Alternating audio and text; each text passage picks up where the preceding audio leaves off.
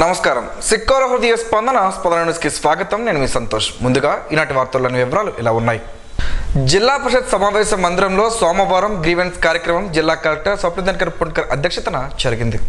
సోమవారం జిల్లా పరిషత్ సమావేశ మందిరంలో ఏర్పాటు చేసిన ప్రజా ఫిర్యాదుల నమోదు పరిష్కార వేదికలో ఆయన అర్జీదారుల నుండి జిల్లా కలెక్టర్తో పాటు జిల్లా జాయింట్ కలెక్టర్ ఫర్మాన్ అహ్మద్ ఖాన్ అర్జీలను స్వీకరించారు.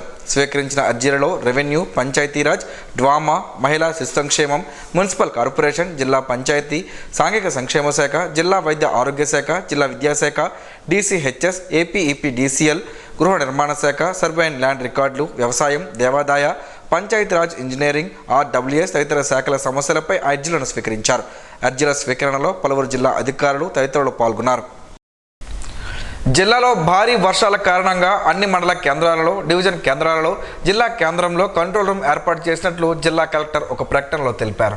అత్యవసర పరిస్థితుల్లో కంట్రోల్ రూమ్ నంబర్కు 08942240557 నంబర్కు సంప్రదించాలని ఆ ప్రకటనలో సూచించారు.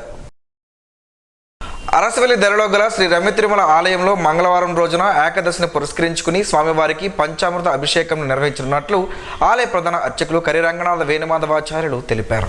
ఈ మేరకు సోమవారం ఒక ప్రకటన విడుదల చేశారు. మంగళవారం ఏకాదశి సందర్భంగా ఆ రోజు ఉదయం 6:30 నుండి 8:30 వరకు శ్రీ స్వామివారికి పంచామృత అభిషేకం అలాగే అర్చన, అలంకారం జరుగుతుందని భక్తులు పాల్గొని స్వామివారి కృపా కటాక్షాలు పొందాలని ఆకాంక్షించారు. అలాగే ఈ నెల 20వ తేదీన బహుళ ద్వాదశి సందర్భంగా ఆలయ ప్రాంగణంలో అన్నప్రసాద వితరణ కార్యక్రమం ఉందని భక్తులు విచ్చేసి ప్రసాదాన్ని స్వీకరించాలని కోరారు.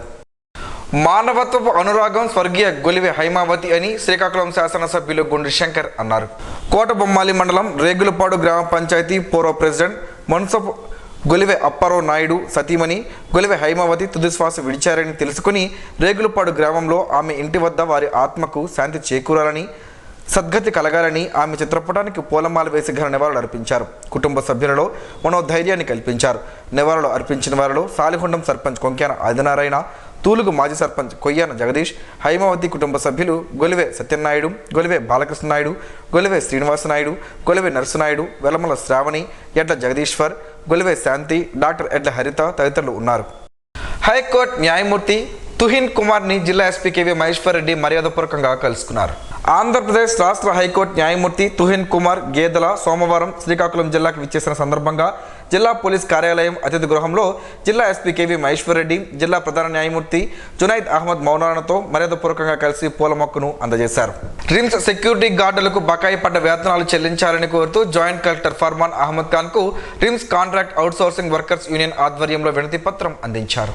సోమవారం ప్రజా పరిష్కార వేదికలో భాగంగా వారి సమస్యలను అధికారులకు తెలియజేశారు. గవర్నమెంట్ జనరల్ ఆసుపత్రిలో 15 ఏళ్లుగా సెక్యూరిటీ గార్డులుగా సేవలు అందిస్తున్నామని, సకాలంలో వేతనాలు చెల్లించడం లేదని ఆందోళన వ్యక్తం చేశారు. పాత కాంట్రాక్టర్ ఏప్రిల్, మే ఏరియర్స్ చెల్లించలేదని, జూన్ నుండి కొత్త కాంట్రాక్టర్ బాధ్యతలు తీసుకుని 2 నెలలు పూర్తయి మరికొద్ది రోజుల్లో 3 నెలలు కావస్తున్నా జీతాలు చెల్లించకపోవడంతో కార్మిక కుటుంబాలు ఆకలి మంటలతో అలమటిస్తున్నాయని వివరించారు. ధరలు ఆకాశాన్ని అంటుతుంటే అతి తక్కువ వేతనంతో కుటుంబాన్ని నెట్టుకు రావడం భారంగా మారుతుందని ఆవేదన వ్యక్తం చేశారు. ఫిర్యాదు ఇచ్చిన వారిలో CITU town convener R Prakash Rao, union గౌరవ అధ్యక్షులు B పురళి, అధ్యక్షులు M సూర్యనారాయణ, ఉపాధ్యక్షులు B Appanna, joint secretary J Venkataramana, సభ్యులు M హైమారావు తదితరులు ఉన్నారు. బంగాళాఖాతంలో ఏర్పడిన అల్పపీడన ప్రభావంతో రాష్ట్ర వ్యాప్తంగా వచ్చే 2 రోజుల వర్షాలు కురిసే అవకాశం ఉందని భారత వాతావరణ శాఖ అమరావతి వాతావరణ కేంద్రం ప్రకటించింది. పశ్చిమ మధ్య వాయువ్య బంగాళాఖాతం మీద అల్పపీడనం కొనసాగుతుండగా ఇది మరింత బలపడి వాయుగుండంగా మారి ఆగస్టు 19 మధ్యాహ్నం దక్షిణ ఒడిశా, ఉత్తర ఆంధ్ర తీరాలను దాటే అవకాశం ఉందని వాతావరణ కేంద్రం వెల్లడించింది. దీని ప్రభావంతో రాష్ట్రంలోని తీర ప్రాంతాలు, రాయలసీమలో విస్తృత వర్షపాతం కురిసే అవకాశం ఉందని తెలిపింది. ఉత్తర కోస్తా, ఆంధ్రప్రదేశ్ మరియు యానంలో 2 రోజుల వరకు చాలా చోట్ల తేలికపాటి నుండి మోస్తారు వర్షాలు కురుస్తాయని, 1-2 చోట్ల అత్యంత భారీ వర్షాలు పడే అవకాశం ఉందని, ఉరుములు మెరుపులు గంటకు 40 నుండి 60 కిలోమీటర్ల వేగంతో బలమైన గాలులు వీస్తాయని సంబంధిత శాఖ అధికారులు తెలిపారు. ఇక శ్రీకాకుళం జిల్లాలో భారీ వర్షాల హెచ్చరికల నేపథ్యంలో జిల్లా యంత్రాంగం మొత్తం అలర్ట్లోకి వదిలింది. జిల్లా కలెక్టర్ స్వప్నదినకర్ పుణ్కర్ అన్ని శాఖల అధికారులకు ఆదేశాలు జారీ చేశారు. ఎటువంటి అవుట్ స్టేషన్ సెలవులు మంజూరు చేయబోమని స్పష్టం చేశారు. మండల స్థాయి, డివిజన్ స్థాయి కంట్రోల్ రూములు తక్షణమే ప్రారంభించాలని అధికారులను ఆదేశించారు. కలెక్టర్ల సూచన మేరకు సాగునీటి చెరువుల నీటి మట్టాలు పర్యవేక్షించాలని, నదులు, కాలువల పూల గట్లను బలోపేతం చేయాలని, నిత్యావసర వస్తువులను నిల్వ ఉంచి పునరావాస కేంద్రాలను శుభ్రపరిచి రెవెన్యూ శాఖకు అప్పగించాలి. రహదారులపై పడిన చెట్ల తొలగింపుకు R&B శాఖ సిద్ధంగా ఉండాలని, తక్కువ ఎత్తులో ఉన్న రహదారులు, వంతెనపై నుంచి వరద నీరు ప్రవహించే కాలేజీలు మూసివేయాలని రెవెన్యూ పోలీసులకు ఆదేశాలు ఇచ్చారు. వైద్య సరఫరాలు సమృద్ధిగా ఉండాలని, గర్భిణీ స్త్రీల సంరక్షణకు ప్రత్యేక శ్రద్ధ వహించాలని కలెక్టర్ సూచించారు. మత్స్యకారులు సముద్రంలోకి వెళ్లరాదని హెచ్చరికలు జారీ చేయాలని కూడా ఆయన అధికారులకు ఆదేశాలు ఇచ్చారు. ప్రాణ ఆస్తి నష్టం జరగకుండా అన్ని శాఖల సమన్వయంతో చర్యలు చేపట్టాలని కలెక్టర్ స్వప్నదినకర్ పుణ్కర్ స్పష్టం చేశారు. ప్రత్యక్ష దైవం ఆరోగ్య ప్రదాత శ్రీ సూర్యనారాయణ స్వామి వారిని ఈరోజు ఉదయం హైకోర్టు జస్టిస్ తుహిన్ కుమార్ గేదెల దంపతులు దర్శించుకున్నారు. న్యాయమూర్తి దంపతులకు ఆలయ ప్రధాన అర్చకులు ఇప్పిలి శంకర్ శర్మ, ఆలయ కార్యనిర్వహణ అధికారి KNVDV ప్రసాదులు ఘనంగా స్వాగతం పలికారు. తదుపరి ఆలయ అర్చకులు వేద పండితుల వేద మంత్రాలతో ఆశీర్వదించారు. అనంతరం వారికి శ్రీ స్వామివారి ప్రసాదాలను చిత్రపటంను అందజేశారు. నడక ఆరోగ్యానికి మహాసాధనం. ఇదే మాటను వైద్యులు, మన పెద్దలు ఎప్పుడో చెప్పారు. మారుతున్న ఆధునిక పరిస్థితుల దృష్ట్యా మనుషులకు శారీరక వ్యాయామం తగ్గడం వలన పలు రోగాల బారిన పడుతున్నాం. ఆరోగ్యానికి నడక అవసరమని తెలిపే ప్రత్యేక కథనం ఈరోజు స్పందన న్యూస్లో చూడండి. ఈ సృష్టిలో జీవిస్తున్న ప్రతి ప్రాణికి శారీరక వ్యాయామం తప్పనిసరి అని ప్రకృతి నియమం చెబుతుంది. మనిషి తప్ప ప్రతి జీవి తన ఆహారం కోసం శారీరక శ్రమ పడుతుంది. పుట్టినప్పటి నుండి మరణించేంత వరకు ఆరోగ్యంగా ఉంటూ అప్పుడప్పుడు చిన్న సమస్యలు వచ్చినా శరీరమే వాటిని నయం చేస్తూ సహజంగానే మరణించేవారు. మనిషి మాత్రం ఇప్పుడున్న సుఖాలను మించి సుఖాలను పొందే మార్గాలను అన్వేషించే మార్గంలో తనను తాను కోల్పోతున్నాడు. ఆధునిక జీవితంలో వ్యాయామం లేకపోవడం వలనే పలు రోగాలకు ఈ శరీరం వేదిక అవుతుంది. దాని పరిణామ క్రమంలో మరణాలు సంభవిస్తున్నాయి. చిన్న వయసులోనే గుండెపోటు, ఊబకాయం ఇలాంటివి ఎన్నో రోగాలు తెలియని ఎన్నో ఉన్నాయి. పూర్వం రోజుల్లో మన తాత ముత్తాతలు కాలంలో వారంతా ఆరోగ్యంగానే ఉండేవారు. ఏ పనికైనా నడిచే వెళ్ళేవారు, కష్టించి పని చేసేవారు. శుభ్రంగా వాగుల్లో దొరికే నీరునైనా చక్కగా కడుపు నిండే తాగేవారు. రాత్రి సరైన వేళకు నిద్రించేవారు. మరలా ఉదయాన వేకువజామునే నిద్రలేచి వారి పనుల్లో నిమగ్నం అయ్యేవారు. బంధుమిత్రులతో కూడా కాలక్షేపం చేసేవారు. అంతకన్నా ముందు దైవ కార్యక్రమాలు, అలాగే దాన ధర్మాలు కూడా చేసేవారు. ఇప్పుడు అవన్నీ ఉన్నాయో లేవో మనకు మనం ప్రశ్నించుకోవాల్సిందే. రోజులో సహజంగా జరిగే నడకను ఇప్పుడు వాకింగ్ ఆంగ్ల భాషలో అంటూ ఉదయాన సాయంత్రం పూటల్లో కొందరు చేస్తున్నారు. ఇది మంచి పరిణామం అయినప్పటికీ అందరూ నడక గొప్పతనాన్ని గుర్తించాలి. ప్రతి ఒక్కరూ నడకను ఎంచుకొని ఆరోగ్యాన్ని పొందాలి. ఆరోగ్య ఆంధ్రప్రదేశ్ దిశగా ప్రతి ఒక్కరూ కృషి చేయాల్సిన అవసరం ఉంది. ముఖ్యంగా ప్రభుత్వాలు ఎన్ని చేసినా ప్రజల నుంచి స్పందన రావాలి. అందులో భాగంగా ప్రజాప్రతినిధులు, స్వచ్ఛంద సంస్థలు కూడా నడక ప్రాముఖ్యతను వివరించడంతో పాటు నడక పోటీలను నిర్వహించడం, వారికి బహుమతులు ప్రదానం చేయడం, వీటికి నిధుల కోసం ప్రభుత్వాన్ని కోరడం వంటి పనులు చేయవచ్చు. మరీ ముఖ్యంగా అనారోగ్యం బారిన పడిన వారికి మందుల రూపంలో ప్రభుత్వాలు వ్యక్తిగతంగా ఎంతో ఖర్చు చేస్తున్నాం. అలాంటి ఖర్చులను నివారించేందుకు ముందుగా ఆరోగ్యాన్ని కాపాడుకోవడంతో నిధులు కొంతమేర తగ్గుతాయి. ఇలాంటి నిర్ణయాన్ని ఆంధ్రప్రదేశ్ ప్రభుత్వం ఇటీవల తీసుకున్నట్లు సంబంధిత శాఖ అధికారులు వెల్లడించారు. వాకింగ్ ట్రాక్లను ఏర్పాటు చేయనున్నట్లు చెప్పారు. వీటి వలన పౌరులకు ఆరోగ్యం ప్రాప్తిస్తుంది, అనారోగ్య సమస్యలు రావని, ఏటా మందుల కోసం ₹1,00,00,000 ప్రభుత్వం ఖర్చు చేస్తుందని గణాంకాల ద్వారా తెలుస్తుంది. అయితే మానవులు ఆరోగ్యానికి ప్రత్యేక శ్రద్ధ వహించి ముందస్తు చర్యలకు ఉపక్రమించాలి. మన ఆరోగ్యం కోసం పరితపిస్తున్నట్లే భూమి ఆరోగ్యానికి కూడా కృషి చేయాల్సిన అవసరం అందరిపైన ఉంది. పాలిథిన్, సింగిల్ యూజ్ ప్లాస్టిక్ను వాడకుండా ఎవరికి వారే నిషేధించుకోవడంతో పాటు మొక్కలను విరివిగా పెంచుతూ వాటిని సంరక్షించుకోవడం చేస్తే మరో 5 ఏళ్లలో అద్భుతమైన ఆంధ్రప్రదేశ్గా మనం చూడవచ్చు. పబ్లిక్ గ్రీవెన్స్లో స్వీకరించే ప్రజా ఫిర్యాదులపై విచారణ జరిపి అర్జీదారులు సంతృప్తి పొందేలా పూర్తిస్థాయిలో పరిష్కరించి బాధితులకు న్యాయం చేయాలని జిల్లా ఎస్పీ కేవి మహేశ్వర్ రెడ్డి అధికారులకు ఆదేశించారు.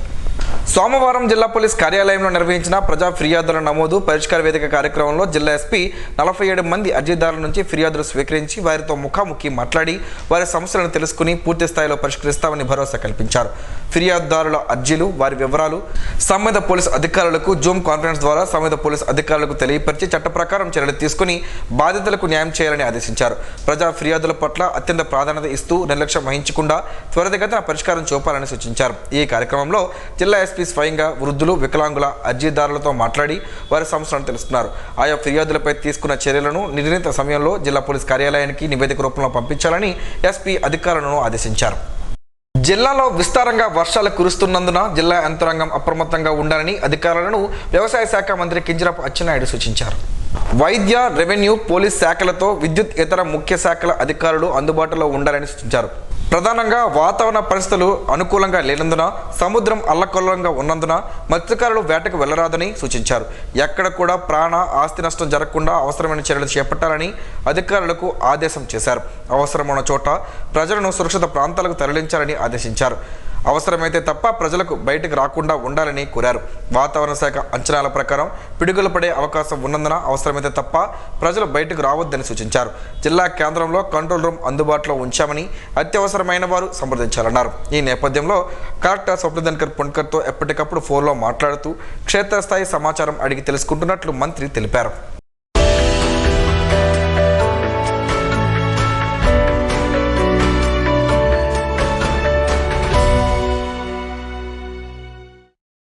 తాటి బెల్లం మనం వాడుతున్న పంచదారికి ఒక అద్భుతమైన ప్రత్యామ్నాయమని చెప్పుకోవచ్చు.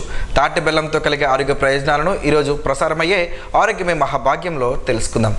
తాటి బెల్లంలో అవసరమైన ఖనిజాలు సమృద్ధిగా ఉంటాయి. కొన్ని అధ్యయనాల ప్రకారం ఇది చక్కెర కంటే 60 రెట్లు ఎక్కువ ఖనిజాలను కలిగి ఉంది. అలాగే ఖనిజాలతో పాటు అనేక విటమిన్లు దీనిలో లభిస్తుంది. తాటి బెల్లంలో దేవుడు ప్రసాదం సహజ సిద్ధమైన తీపి బెల్లం కూడా అని చెప్పుకోవచ్చు. ఎందుకంటే ఇందులో అద్భుతమైన పోషక విలువలు ఉంటాయి. తాటి చెట్టు నుంచి నేరుగా తయారు చేస్తారు.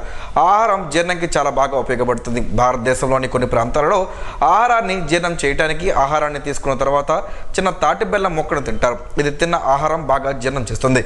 పేగు శుభ్రపరచడానికి సహాయపడుతుంది. తాటి బెల్లంలో ఇనుము సమృద్ధిగా ఉంటుంది. ఇది రక్తంలో హెమోగ్లోబిన్ స్థాయిని పెంచుతుంది. అదేవిధంగా ఆస్తమాను తగ్గిస్తుంది. మరోవైపు ఇందులో ఉన్న మెగ్నీషియం నాడీ వ్యవస్థను నియంత్రిస్తుంది. ఇందులో ఎముకలకు బలాన్ని ఇచ్చే కాల్షియం, పొటాషియం, భాస్వరం సమృద్ధిగా ఉంటాయి. తాటి బెల్లంలో ఎక్కువగా శక్తి కలిగి ఉంటాయి. ఇది చక్కెర కంటే త్వరగా జీర్ణం అవుతుంది. ఇది శ్వాసకోశ, ప్రేగులు, ఆహారగొట్టం, ఊపిరితిత్తులు, చిన్న ప్రేగులు, పెద్ద ప్రేగులలో ఉండే విష పదార్థాలను బయటకు పంపించి ప్రేగ్ క్యాన్సర్ రాకుండా చేస్తుంది. మీరు ఆరోగ్యంగా ఉండడానికి సహాయపడుతుంది. తాటి బెల్లంలో ఫైబర్లు ఎక్కువగా ఉండడంతో మలబద్ధకంను నివారిస్తుంది. అజీర్తి చికిత్సకు సహాయపడతాయని ఆయుర్వేద నిపుణులు చెబుతున్నారు. శరీరంలో హానికర టాక్సిన్స్ ను బయటకు పంపిస్తుంది. వాస్తవానికి ఇది పొడిదొగ్గు, ఆస్మా వంటి శ్వాసకోశ సమస్యలతో బాధపడుతున్న వ్యక్తి దానిని ఉదయాన్నే తింటే మంచి ఫలితం ఉంటుందంటున్నారు ఆయుర్వేద నిపుణులు. గోరువెచ్చని నీటిలో తాటి బెల్లం కలుపుకొని తాగడం వలన జలుబు, దగ్గు నివారింపబడుతుంది. మైగ్రేన్, తలనొప్పి చాలా బాధాకరమైనది. ఒక్క సహజ ఔషధ కంటెంట్ ఈ నొప్పిని తగ్గిస్తుంది. ఉదయాన్నే ఒక టీ స్పూన్ తాటి బెల్లం తీసుకుంటే మైగ్రేన్, తలనొప్పి తగ్గుతుంది.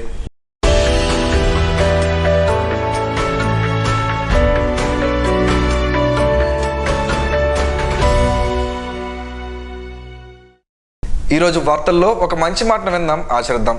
సమాజ శ్రేయస్సును కాంక్షించే మహనీయుల మాటల్లోంచి ఈరోజు జీవనం గమనం గమ్యం. ఋషి చింతన. సమాజం ఆలోచనలతో తయారు చేయబడిన పదార్థము కాదు. మనం ప్రకృతి తీర్చిదిద్దిన యథార్థమైన చైతన్యమే మనం బ్రతికి ఉన్నప్పుడు చేసిన దానికన్నా చనిపోయాక చేయాల్సింది చాలా ఉంటుంది. అది నీవు బ్రతికుండగా చేసేదానిపై ఆధారపడి ఉండును. అదే ఆధ్యాత్మికం. ఓం శ్రీ గాయత్ర్యై నమః. స్పందన ప్రేక్షకుల కోసం స్పందన న్యూస్ని ఇప్పుడు యూట్యూబ్లో అందుబాటులో ఉంచడమైంది. SDV స్పేస్ స్పందన అని టైప్ చేసి వీక్షకులు తమ అనుకూలమైన సమయంలో న్యూస్ని వీక్షించగలరు. ఈ వార్తలు ఇంతటితో సమాప్తం. మరలా ప్రసారం అయ్యే స్పందన న్యూస్లో కలుసుకుందాం. అంతవరకు సెలవు. నమస్కారం. మీ మాటే మా బాట.